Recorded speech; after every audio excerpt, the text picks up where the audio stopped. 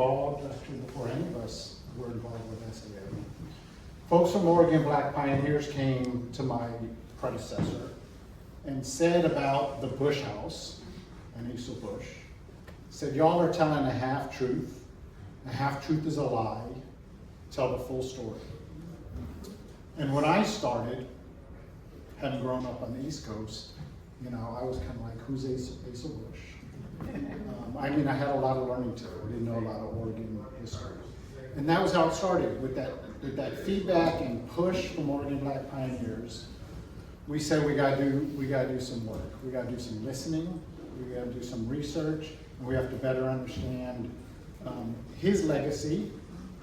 And then once we did that, how to respond to his legacy.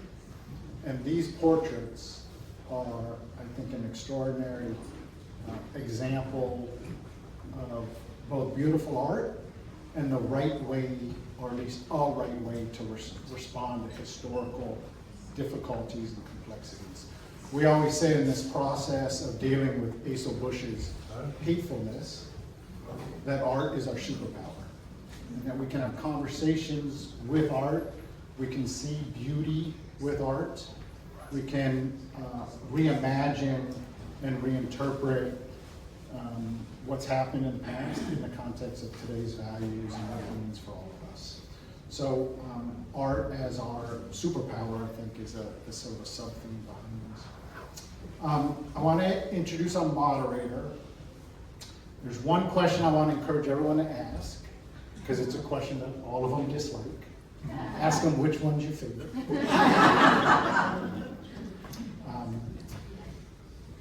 Through this process, and the way we arranged it with Jeremy was to receive 2 paintings every 6 months, which is really an extraordinary way to kind of slowly build the collection, but also continue our work listening and researching and storytelling. And along that way, along that 3.5 years, we worked with Ellen Eisenberg at Willamette University. Ellen's a professor of history, and her work centers, as I understand it, in 2 main areas. One is early Jewish American history, which includes Jewish pioneers to Oregon.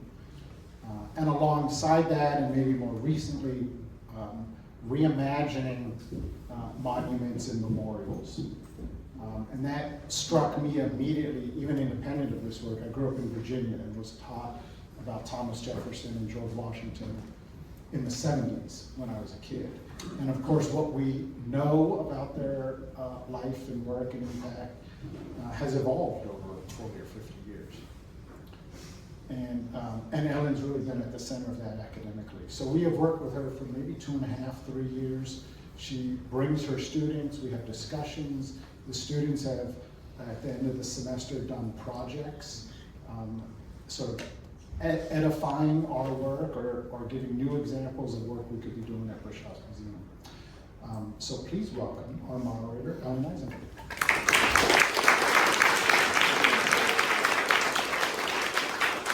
Thank you, and it is really an honor to be here and have the opportunity to moderate this panel.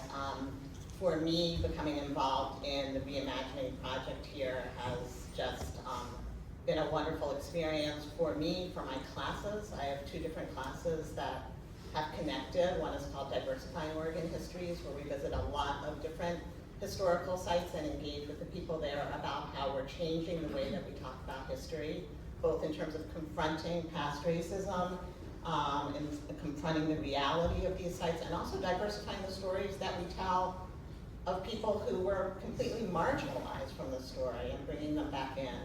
And the second course was called Reimagining Oregon History, to sync with the project at the Bush House. So the students in that class did research projects all semester long that were intended to help support the project at the house. So it's a real honor for me to be here and to be introducing these folks who have had so much to do and really are at the core of both this particular exhibit, but also the larger Reimagining project.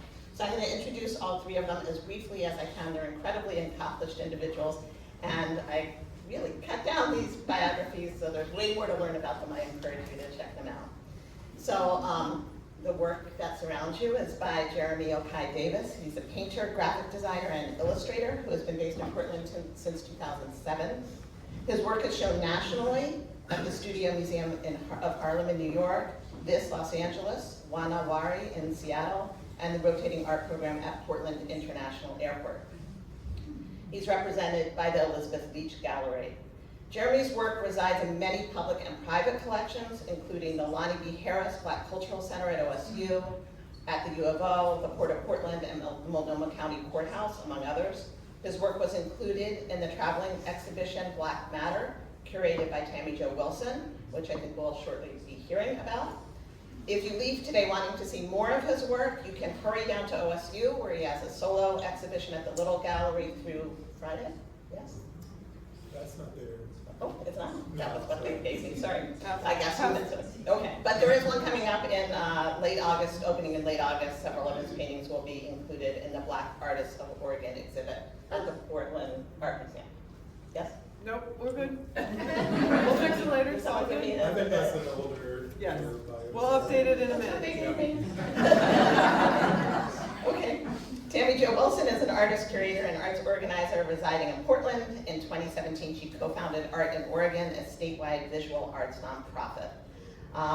Tammy Jo curated the exhibit An Artistic Heritage in 2019, Art Makes History, and You're Not a Robot in 2020, and multiple iterations of the traveling exhibition Black Matter in 2021-22. Currently, she is co-curator, is this still current? The traveling exhibition, The Stone Path, showcasing 8 Oregon Indigenous artists. Okay. And Tammy Jo serves as, this I know are hats, various hats that she wears, many. Director of Exhibits and Programming at Bush House Museum, as Visual Arts and Technical Program Manager at Lewis and Clark College, and also a new role as Ambassador for the Portland Art Museum's Black Art and Experiences Initiative.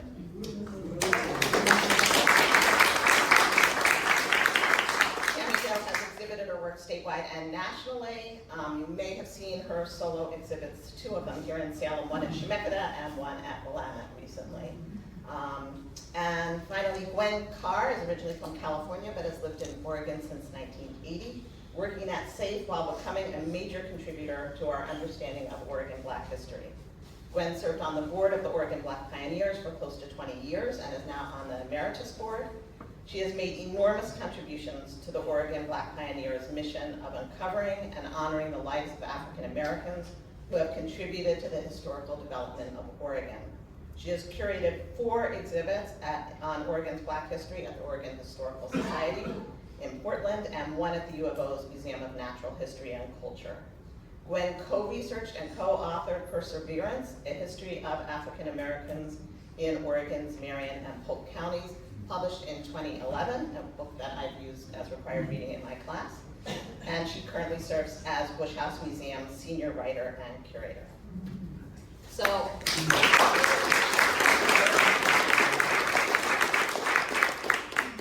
our plan for today is to hear briefly from each of the 3 panelists and then open it up for questions and hopefully spend the majority of our time on Q&A. So I'm going to ask Tammy Jo to start. Now, both Matthew and I have mentioned the Reimagining Project and Black Matter, and I was hoping that you could expand on those and kind of connect up the dots in talking about how this show came to be and its connection to those projects. Sure.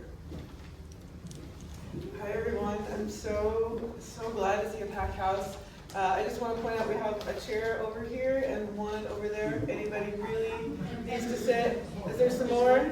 Can anybody pour down chairs? Can we all find a comfortable spot so everybody is good? Everybody, there's another one up here? Okay, those that want them, as long as those that want chairs can have the chairs. Hi. We're all so busy. I kind of love that our bios are out of date. It just means we're doing so many things. Whatever it is, the next thing is just happening. Speaking of Black Matter, that one has come up a lot. And how it relates to this and how it all got to be here is I really got to know and started working with Jeremy when I first started curating the Black Matter exhibition, which happened, I was actually invited to curate before the pandemic, so all the way back. And I had been doing some curating at that point. I'm also a visual artist, doing the nonprofit thing, and I was curating through that. But it really put a spark in me to think about the curatorial process in a different way. Art Center down in Corvallis actually invited me to do Black Matter.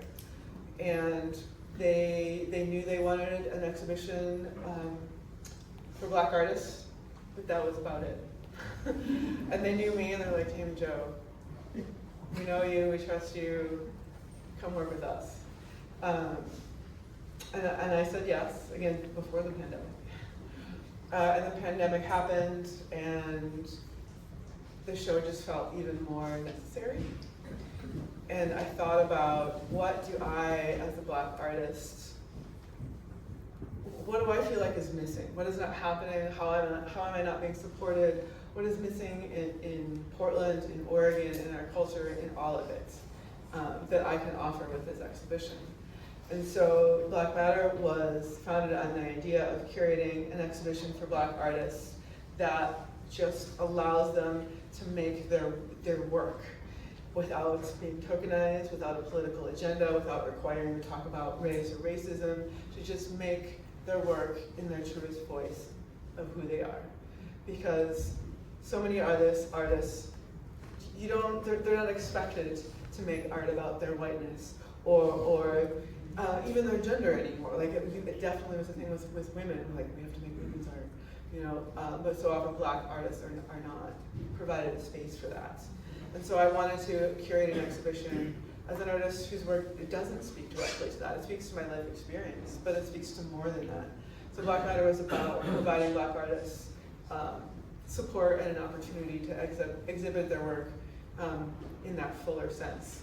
And so Jeremy, when I went out to do, I did it a couple ways. I did a call for art, I did invitations, I did, people could recommend artists, and Jeremy was one of the most recommended artists.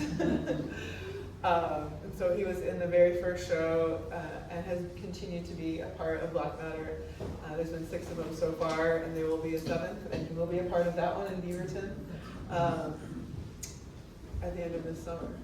And so the first Black Matter happened, everything in the world happened, Black Lives Matter happened, and it just became clear that we needed to do more of that, and that turned it from a one-time thing into an ongoing thing.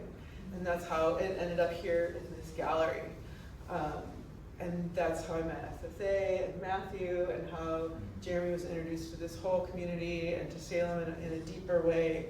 And that's how they brought me out to Bush House Museum.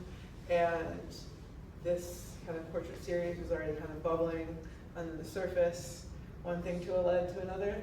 We are here today.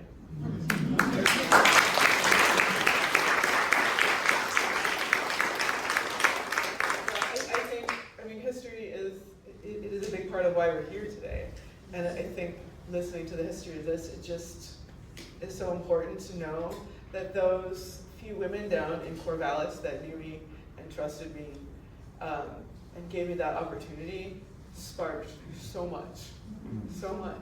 And we've been able to run with it and build on it. And so just providing people opportunities, providing artists opportunities is so important. Thank you. And next I want to turn to Gwen. As you look at the show, you see that the art and history come together. And so, Gwen, I described your work with the Oregon Black Pioneers, but I'd love to hear you talk about how that began to intersect with the Reimagining Project, and then with this exhibit, and also maybe talk about the challenges of uncovering Black history in Oregon.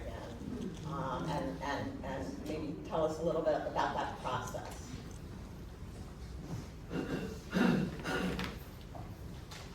Good afternoon. Good afternoon.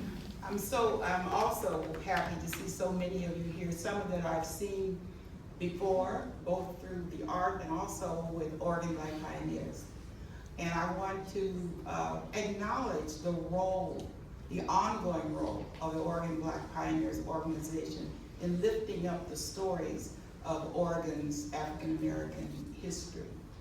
I didn't come to Oregon with any knowledge of Oregon Black history. As a matter of fact, when I told some of my friends that I was moving to Oregon, they thought that was a crazy idea. There aren't any black people in Oregon. There have never been any black people in Oregon. They don't want you there.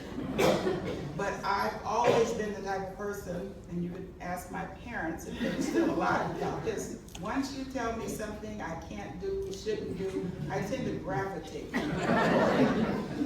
Now, I won't say that that's always been a good experience. Sometimes it's, it's led to, horrible things. However, I've always been interested in history.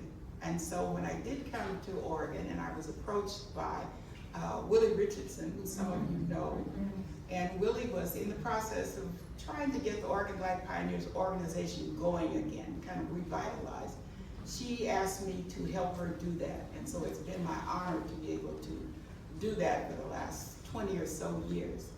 And so as I look around this room and I see the 10, I think not only of the 10, but I think of the countless others that are not in this room, because there have been people working on this history for years. Some of them are unnamed because they are like in the background, for example.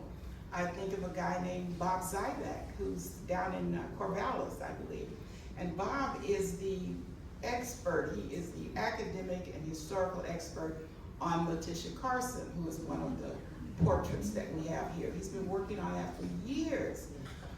More recently, I think about our own Kylie Pine, who's right here at Willamette Heritage Center, who just a few months ago sent me a bunch of information on Thomas King, which I then forwarded on to Jeremy, because in the process of selecting these people, we wanted to have people that would be representative of the entire state, for example. Too often when we think about Black history in Oregon, we think about Portland. A lot of people know the Portland story, but they don't know the other stories that are happening all across the state. A good example of that too is that in doing our research early on, we found out that there are over 40 Black pioneers buried right here on Commercial Street in that Pioneer Cemetery. And if you're interested in that, you could go online and look up Friends of the Pioneer Cemetery. They have a way of searching by gender, by ethnicity, and if you put in African Americans, it will list out those 40 people. And if you click on the name, it will tell you everything they know about them. So that's obituaries, census information, all sorts of records. And so, you can imagine how thrilling it would be for those of us who've been around a long time digging out this information to be asked by Salem Art Association to become a part of this project, to be able to have that intersection between history and art. But as Ellen mentioned, researching African American history, whether it's in Oregon or nationally, is a very difficult thing. Some of it is because the names are very hard to, names are changed throughout history. Some Blacks were here that will remain nameless.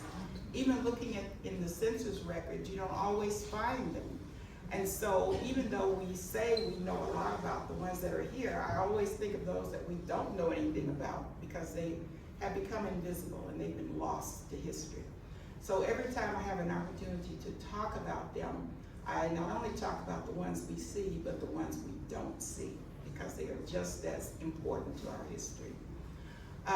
It's difficult too because there were name changes. Some of you may know that back in those days, often Blacks would take the names of their slave owner. And if they changed slave owners, then they changed last names. So you have that issue going on. Some things are not well documented, even in census records and historical records. And so sometimes history is lost in that way. It's been encouraging though, to be able to find some of these stories in diaries of people, in church records, in some of the work that's being done at universities like Willamette, like UofO, like OSU, where people have been doing this work for years, and it's kind of also sitting there in their old pieces. One guy, I was trying to think of the name of the book that he has lately, one that's Dangerous Subjects. I remember when he approached our organization and said, I'm working on my thesis at Portland State, and I want to come down and talk with you guys about what I'm doing.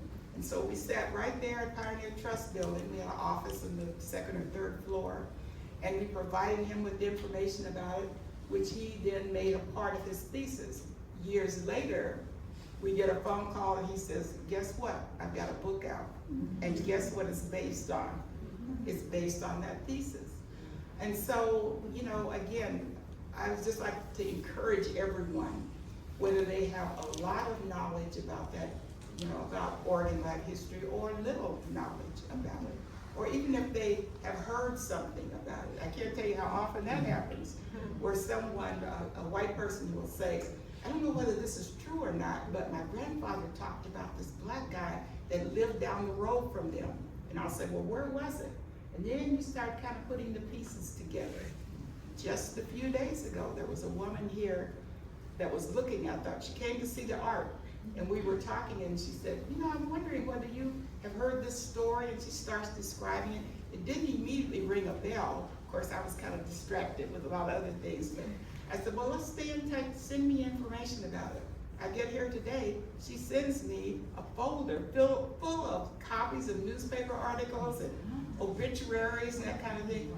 That is extremely important.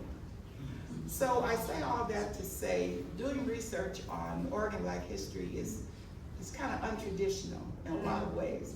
I was telling Ellen, I kind of feel embarrassed when I have a name tag that says historian on there, because I don't consider myself an academic historian. You know, I don't have any academic training on that, but I've had to rely on people like Ellen, historians from all over the state, people who are doing this research, family members who are helping us to be able to put this information together. I see it like a big puzzle, like you have one little piece and maybe it doesn't make any sense here, but then when you hear something else and all of a sudden now you've got two pieces or three pieces and all of a sudden you have a picture. So it's really my honor to be a part of this process, and I love working with Jeremy to kind of tell him what we know and encourage him with his selection of the people.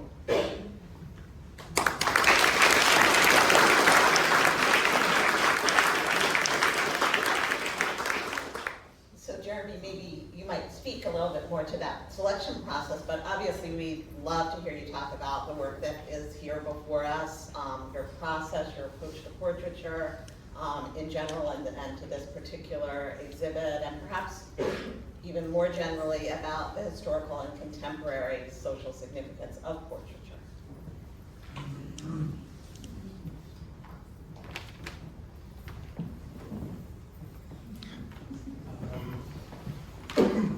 Yeah, thank you all for being here. Just before we start, this project has been a lot of fun to work on. It's been quite a few years to work on. As Matthew mentioned, I delivered 2 pieces every 6 months or so. So I saw these pieces, I saw the show in pieces the same way a lot of people that saw it come together did.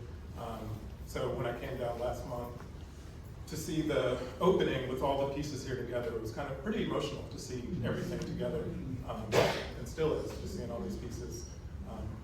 So it's nice to be here with everybody for the culmination in some ways, as Matthew mentioned, but also like the middle part as we lead to where these paintings are going to go. I guess we'll talk first about selection process. As Gwen mentioned, there's quite a few stories and people that could be selected. It feels difficult to select 10, but I kind of just had to follow what made sense each time, and the images that kind of stuck out to me as we went along the process. I think the first two that I did were of Ben and Beatrice, and I knew at the beginning I wanted to set kind of like a parameters, like a Beatrice is the most contemporary of the lot, so I knew that that was kind of where I wanted to stop as far as timeline. And Ben isn't the oldest piece, but anyways, so I was looking at a specific window of history, and mostly dating back like further back, as far back as I could go, because I was thinking about Oregon history and the lack of recognition for Black people in the state, still today.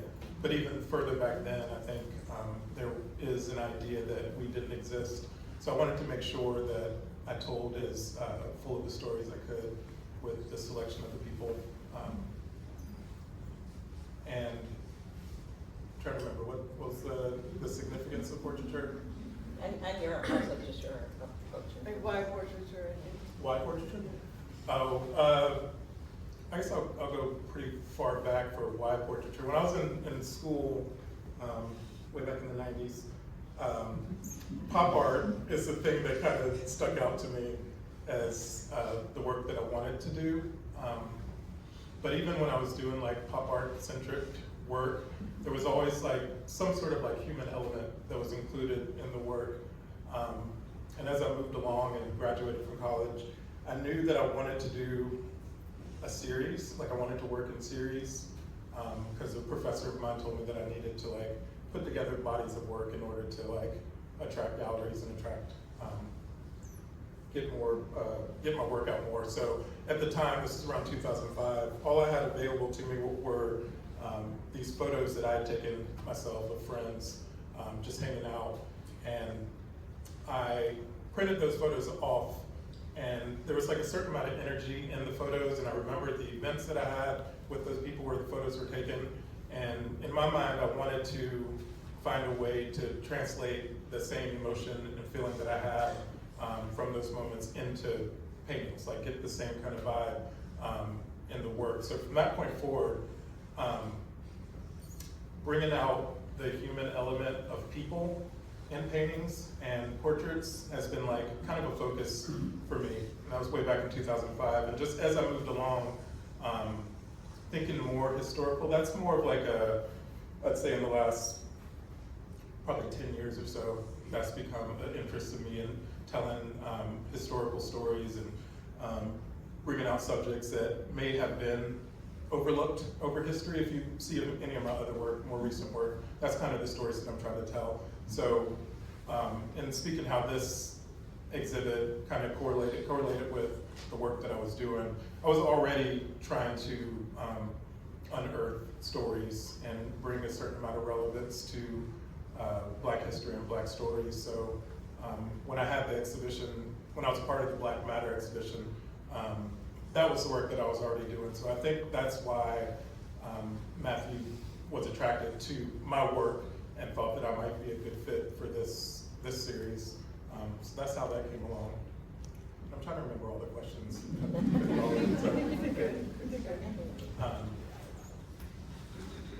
What else?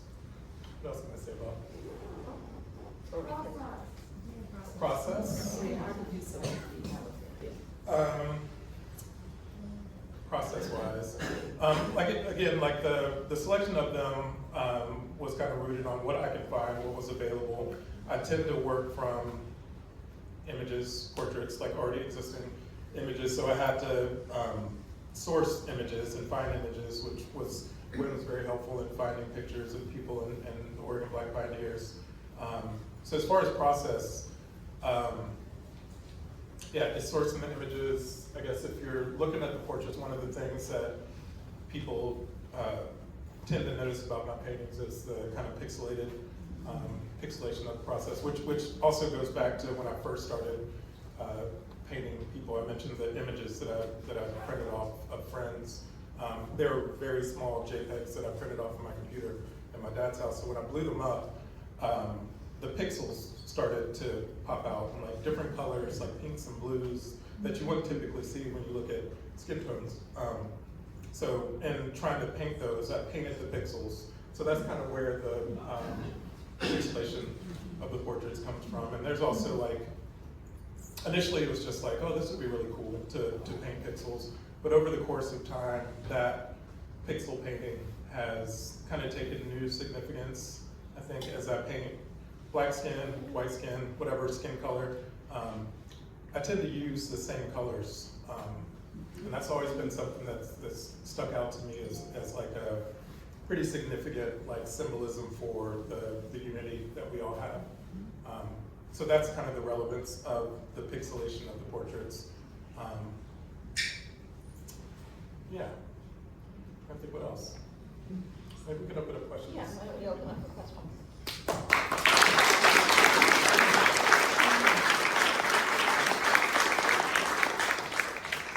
Yes, in the back. Yeah, Jeremy, I was so touched by this work when I came a week ago with my wife and friends. And what it brought me back to is somebody who really enjoys American history and trying to do a deep dive. I thought of when I went to an exhibit, one of the Smithsonian museums a few years ago, and it was a quilt by Lisa Butler, I believe, if I'm pronouncing her first name right, and it was the Harlem Hellcats. And she'd taken this historical photograph and brought it to life through a woven medium, and I couldn't walk away from it. And that was the same impact that this had on me. I just felt like they came to life. So I really appreciate it. And Gwen, thank you for your daughter working in this arena for so long. But powerful stuff. Thank you. Is there a book being planned? Yes. Or we could have these, we just have to come to a gallery to see these. Yes. It's early stage But, I mean, I'm not sure. catalog, Yeah, Yeah. early stage. yeah, we definitely want to share this work and the history and the portraits to the greatest extent that we can. That's part of the point of all of this. We're working on an online presence for the exhibition. The exhibition will be traveling. So the short answer is yes to whatever degree that will evolve in the future, whether catalog, whether kind of online presence. Yeah. Yes. So I wanted to know for Tammy Jo, was there a correlation between placement on the walls and with the actual time period that they were from? Like, you know, these kind of start from around 1850s to the early 1900s, and was that significant with the placement on the wall as well? It wasn't. I actually, when I did the placements, some of the things I thought about, I mean, there's multiple things to consider for that. Part of it for me was, the first thing I thought about actually was their faces and their eyes. So that I really wanted to make sure that when you came up the stairs that each of them were engaging with you. I didn't want any of them looking at the back of the room. I wanted them looking at us when we came into the space. So that was the first important part, you know, for placement. And then the other part is because they are so graphic and colorful and beautiful, to kind of alternate that part, to let each of them kind of pop and not, you know, have too many blues together and like separate. So kind of a color aesthetic arrangement as well. And then also just mixing up, you know, where the men and the women are together. And Beatrice being very prominent and a little bit different in the group because she is the most contemporary. Hating to date myself, but she died the year I was born. And so for me, I'm very connected with her in that way. And that one was also at Portland Art Museum at the Black Artists of Oregon exhibition, where it tied in all of this history, her history, which is why they selected that portrait to be in it, with the work that we're doing here at Bush House Museum, which felt really significant to me. So it was more like those kind of curatorial choices as far as like, and of course the family had to be, I mean, yeah. It's wonderful, yeah. I just want to add one thing, and Jeremy touched on it because he talked about his use of photography for his work. And that kind of scared me initially. Because I understood that he was working from photographs. And so that's one of the challenges of Black History in Oregon. There aren't a lot of photographs of many of these early Black pioneers, and so that was a challenge. And in the end though, I think all but one of these pieces was actually done from a photograph that existed of these people. So that was good. And then the one that did not exist was Letitia Carson, and he kept bugging me because I think he thought that there really was a photograph somewhere. So he sent me these emails, are you sure? But in the end, and maybe you should talk about that a little bit, how you actually accomplished that without a photograph. Yeah, I'm pretty committed to using source material because when I paint people, I want to be as true to their likeness and fidelity to their look. It's like be as true to their look as possible. So with the Letitia piece, there wasn't a photo, but there were photos of her daughter that I used along with, I'm not sure how people feel about this, but I used AI to like kind of piece together a composite of a person and the floral arrangement and the outfit. And then I used an image of her daughter, some of her likenesses, and kind of implemented those into the portrait through Photoshop. A lot of the work that I do, there's some sort of composite element. I think the Thomas King or the Roscoe piece, I had to kind of composite his face onto different shoulders, I believe. So there's always a little bit of like kind of tweaking in Photoshop or the sketch that I start with. But with her, there was just a lot more that had to be done. But I was really pleased with how it came about because her story is so important, and not having a photo is pretty unfortunate, I feel like. So I had a challenge in making that piece possible, but I think having to composite it and make it myself kind of separates it from the rest of the show, not in a bad way. Like it kind of makes her stand out, and her story stand out a little bit more. So. Yes. Oh, yeah, well, this is for Jeremy, actually. I remember at the unveiling of the first two, you talked a bit about the flower motif that appears in the two portraits at that time that was meant to carry through, I think, to the rest of them. But I don't remember the type of flower, and I don't remember what you said about it. So I was wondering if you could speak to why you chose that motif and what it symbolizes. So yeah, from the start of the work, I wanted to have elements that kind of tied them together. So there's some graphic elements with the dots and some of the stripes. But there was also this idea to include a magnolia flower. And for me, well, I was trying to think of some sort of iconography that could be translated into like an actual flower or like an emblem or a pin. So that's how they kind of pop up, or patterning, or just different ways that I could implement them into the pieces. And the magnolia flower for me, there's like a personal element. Growing up in North Carolina, there's a bunch of magnolia trees around, and there was one in my front yard that I just loved. Like it was this huge tree, and my brother and I used to climb it. So there was like this, I wanted to put a little bit of myself into the piece, but also the magnolia flower, and looking up what it meant. I think dignity and perseverance were the two that stood out to me, and I feel like those two words are very important and really kind of define the Black story in Oregon, but just the Black story in general is persevering hard times and showing a certain amount of dignity and strength through that. So that's the reasoning for including the magnolia. Thank you. I'm curious about why you're in Oregon. Did Oregon choose you, or did you choose Oregon? I guess a little bit of both. I mean, I came here, so growing up in Charlotte, I graduated in 2002 and then stuck around there for a little bit trying to make art happen. I was showing work, but also it felt like at that point I was showing work to just like my friends and family, all the people showing up to shows, and I could feel already that I was gonna get maybe stuck in like a certain amount of, like a kind of a loop.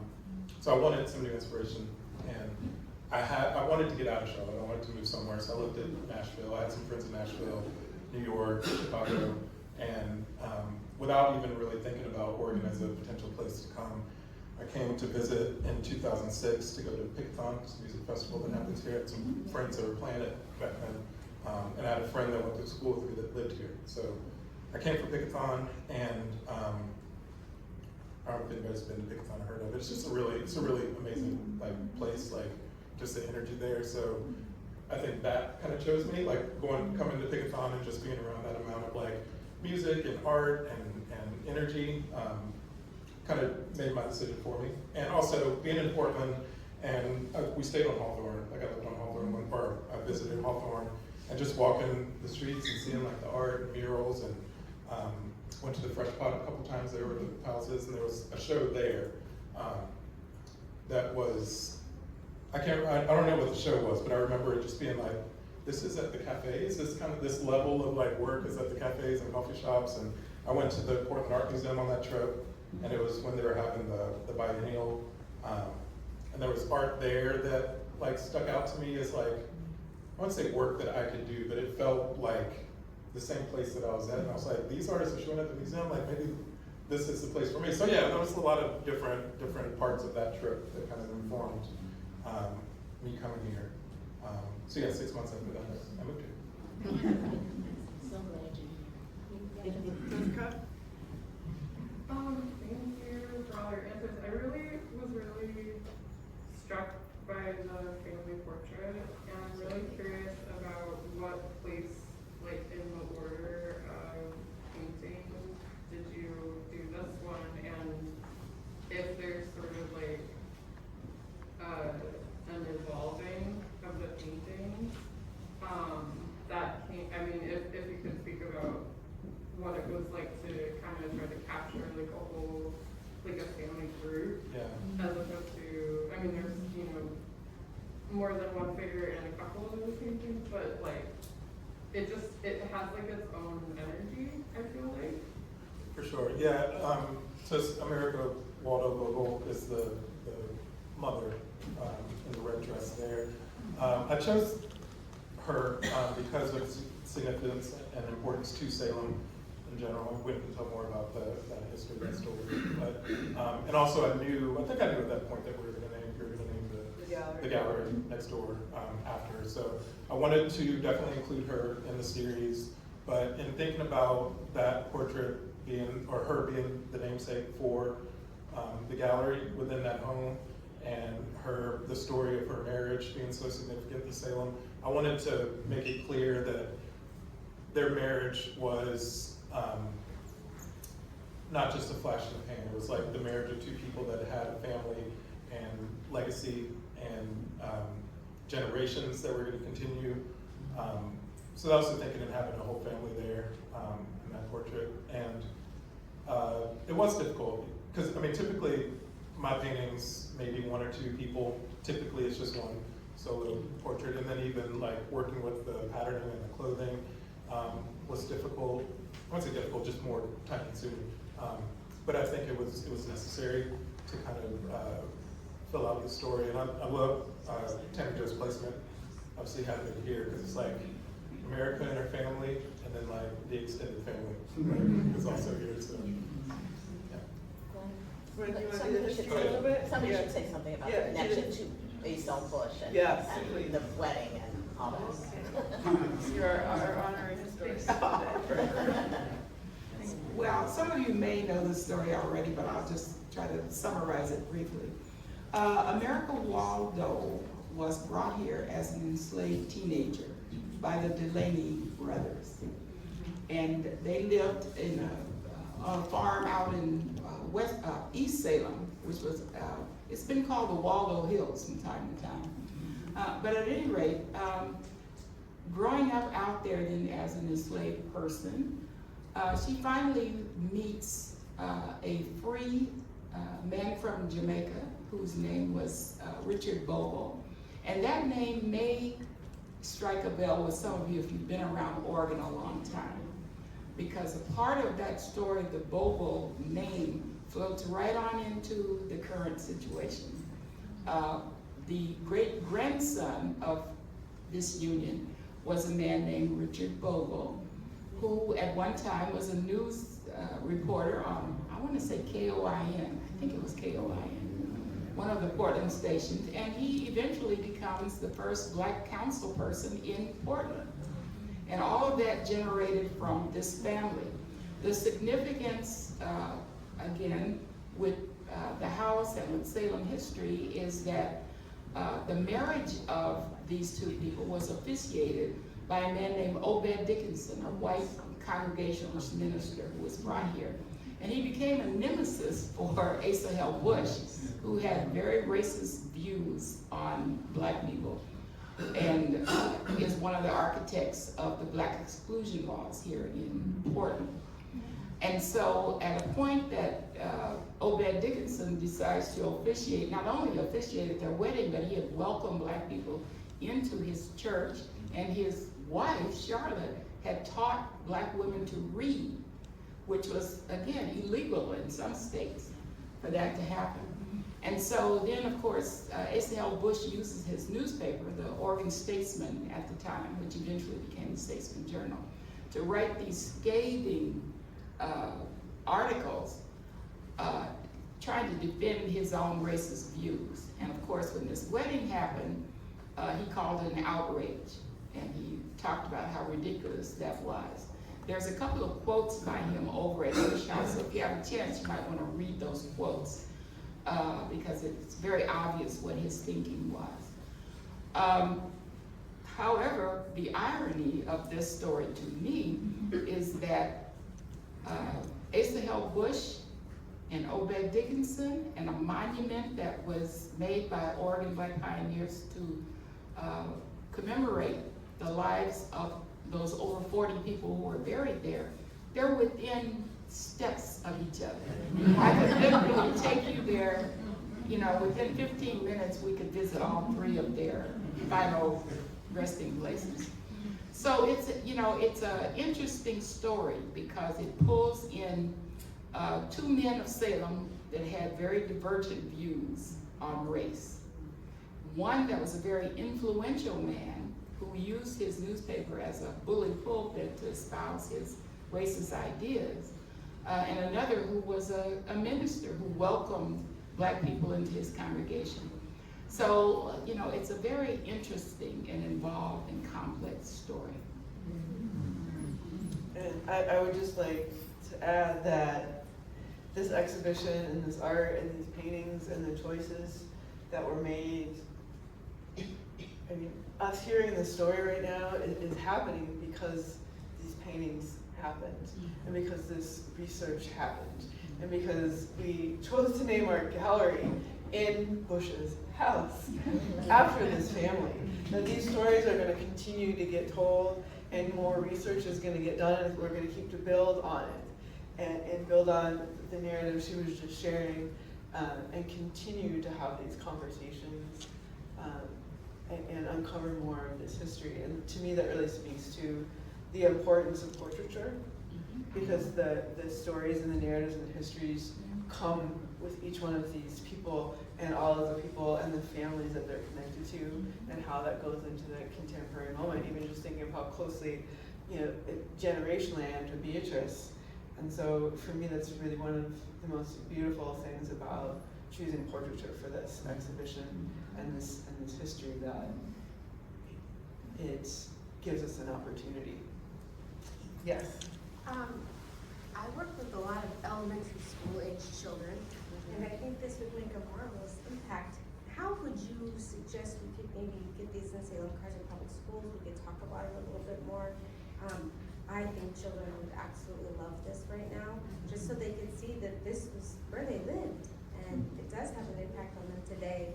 This is a beautiful part to go forward with, that to have the conversation and to continue it forward. So how would that be something that we could go about supporting, promoting? What do you suggest? Actually, that's interesting. You say that. Just last week or just recently, we were talking about coming up with educational packets specifically for schools as like a teaching tool that we could provide to teachers to be able to bring the work into the classroom for youth. As far as being able to display them in schools or in places that the youth would have an opportunity to see them. I mean, hopefully they could come here, but there's going to be other places that it's going to tour around, and we look forward to providing those packets to the teachers, to the educators. And we're definitely open to finding ways, if there's ways we can get it into the schools so they can see the paintings in whatever way is possible. That's part of why we made this a permanent part of a permanent collection and traveling exhibition, because it's all about sharing it. Yes. I'm curious to know what the talk about the size of the paintings were, because you walk into this room and it's boom, really, it's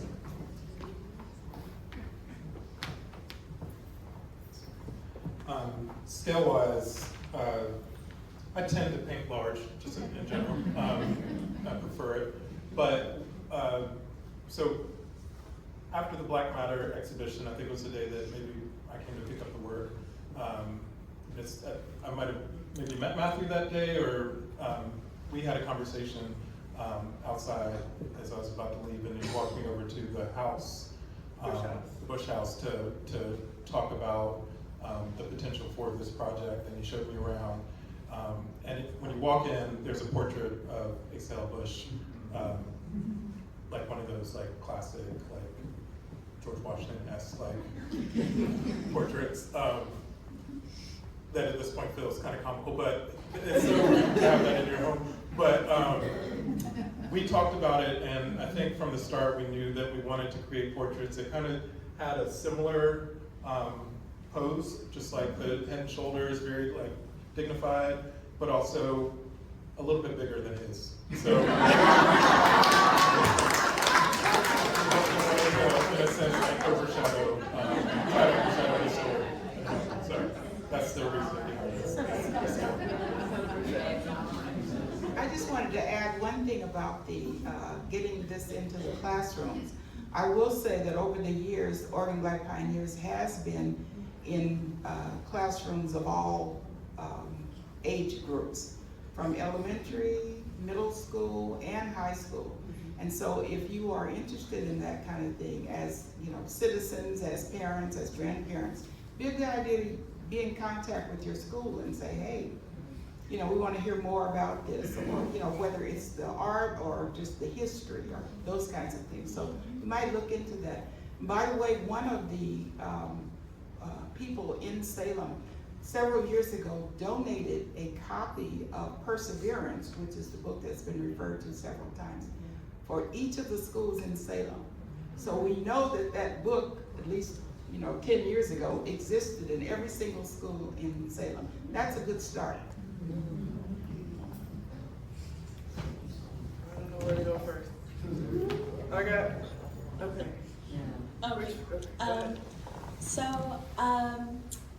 I just want to say that time is a flat circle, and I think it's incredibly. I think it's important to acknowledge that you are all creating history in the making as we speak, and it's no coincidence that the people that you're talking about are also people that are making history, but in the past, and that they are, their voices matter, and that your voices matter. So first and foremost, happy Black History Month to all of you, and to every Black person in this room.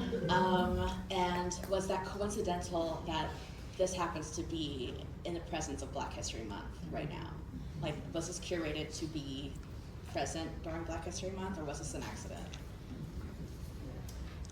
I would say yes. But it has also been such a long journey. The last few paintings were delivered not very long. December. Yeah, right So before the timing also made sense. Like Yeah.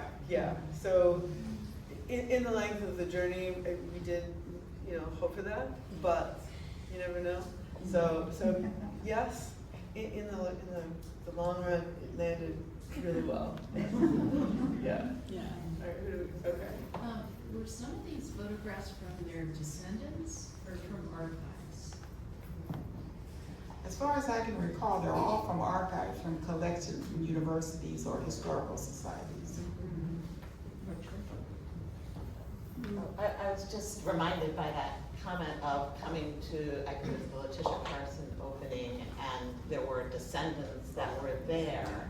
And I wonder if you might talk a little bit about that, either of you, from the historical or from the art perspective, the experience of having these descendants come and see these portraits.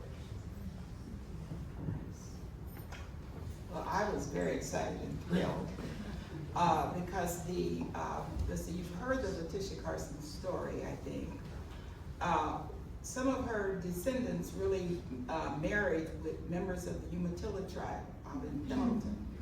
And some of those, Bob, who I mentioned earlier, who's done a lot of research on them, had made contact with them years ago to gather information and what have you. So he was so excited that this was happening. He contacted them to see if they could come. Well, of course, coming from Pendleton's a long way to come. However, there was an extension of that family in Independence, if I'm not mistaken. And it was several of the tribal members that were here. And it was just so exciting to see how proud they were. They took pictures, they talked about it, and then several months later, there was a gathering on her property down in Myrtle Creek. And several of us went down, and they were there. And so we felt like we had established this relationship with them, and we knew them, and we had a common ancestor, even though I wasn't one of them, but I felt like I was a part of the story. Yeah, I second that. Like, I was at the opening for when Letitia showed up, and seeing the family there was amazing.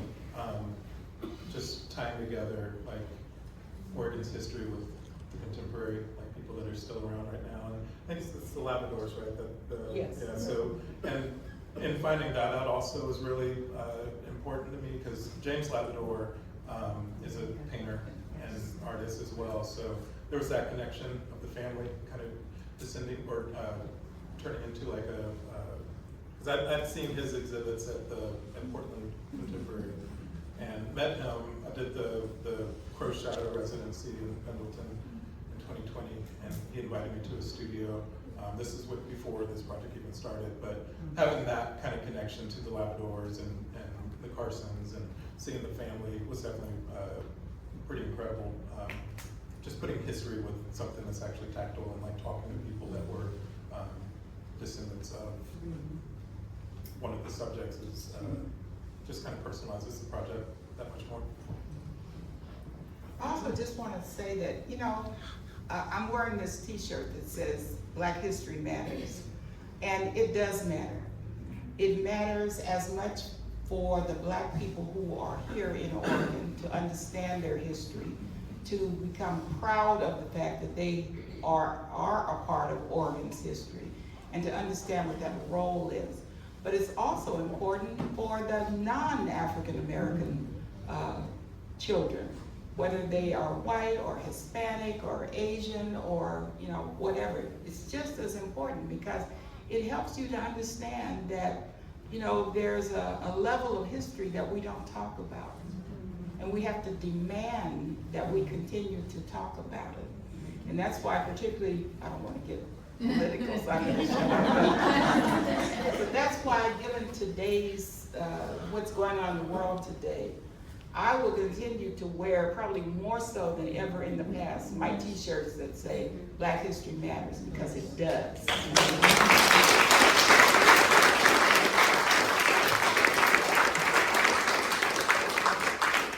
Well, I see we are at 2 o'clock, I believe. But I would just like to thank everybody. Do you have one more quick question? Yes. Speaking of Oregon history and the importance of Black folks in Oregon history, I wanted to give a shout out to Perseverance. And some of you may know or not know, two of the folks, and correct me if I'm wrong, but in that book are William Tebow and Harry also Lord. Residence halls at Oregon State University were named after each of them years ago, and they made it in the book. To my knowledge, and I've been to a lot of universities and visited and talked to people, I've never heard of a university naming buildings for students who were not big donors. So it's really remarkable. If you haven't had a chance, the calls were dedicated in 2002 and 2014. I'm curious if you have how they made it into the book. We've never talked about that. How those two made it into the book? Because they're not kind of household names, and they're not really famous.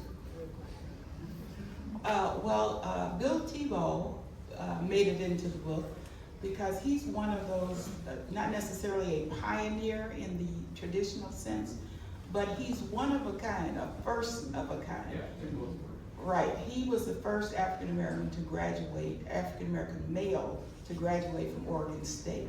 And he became an accomplished engineer and educator here in the state. So that's how he made it into the book. Carrie Hessel Ward was the kind of the female version of him. She was the first African American woman to graduate from there. And she also became an educator, although she left Oregon. And that had to do with the influence of the KKK that was going on at the time that she came out of college. But those are significant stories of Black history, so that's how they both made it in. Well, is it really quick? Because we do gotta wrap up. But yes. Quick. I was wondering if Jeremy, and it's kind of for Gwen too, so that's why I don't know if it's quick. It could be. If you could talk about your translation of a black and white photograph to these like vibrantly colored paintings, and like were they hand painted? Were they? Was that your choice? How much of that was based on research in terms of like textile history? Like, can you glean information? And this is the part that's for Gwen. How much information can you glean from like the jewelry worn, or like I noticed these two like stripes on these dresses? Like, can you like read like a biracial or triracial, heritage into that in terms of like a native influence? So how much of like the color is based on your own choices versus any history that went into that? Color-wise, I didn't do that much research on the skin tones. I mean, there wouldn't be much to glean. I guess you could. I mean, I'm really just talking about the color of the clothing. Oh, I'd say that's 99.9% aesthetic, just decisions when I'm painting. Like I just looking at the backgrounds and what makes sense color-wise. And so yeah, I didn't do a ton of research when it comes to trying to figure out the pattern and colors.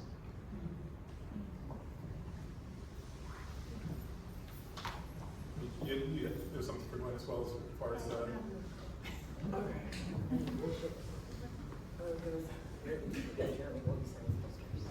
Oh yeah, I was gonna say some more stuff, yes. Anyway, so yes, thank you everybody for coming. I just wanted to kind of reiterate, recap, the re-envisioning process, Bush House Museum. We are going to be continuing that work. America Waldo Vogel Gallery over at Bush House Museum. We currently have Jason Hill portrait photography up there, which is this photographer back here in this little space. That's some examples of that work is going to continue up through June. Black Matter will be happening at the Reisher Art Center in Beaverton at the end of this summer, in September, October, where you'll be able to see some of these portraits. Also the Black Matter exhibition featuring all Oregon-based Black artists will be there. Project that I'm curating. So look for that going forward. Please do connect with us about things if you want to bring this information, these portraits, to schools as we are working to figure out how to get all of this out to the public. I don't know if Jeremy, do you have any other shows or things you want to let them know about?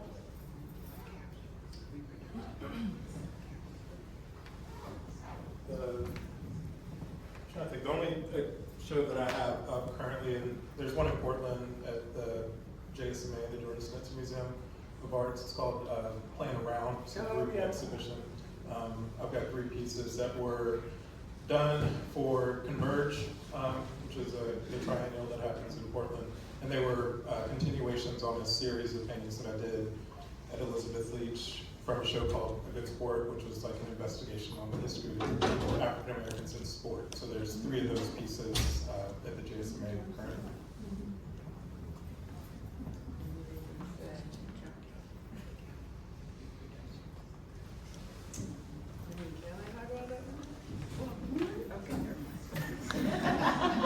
wondering, we're like working on in the works of having these come to, not the originals, but having this work come to the Capitol, to be able to have this history and these narratives there. So that's in the works. Yeah, it's in the works. It's in the works. So I was like, oh, no, did we talk about that yet? But, so we're definitely interested in getting that out there. Feel free to talk to us about the work. Talk to Jeremy. He's going to be signing portraits over there. Visit the Bush House Museum. Go on tours. See the exhibitions that are going to be in the Waldo Bogle Gallery. Come to Art Fair in September. And donate to continue so we can keep doing all this stuff.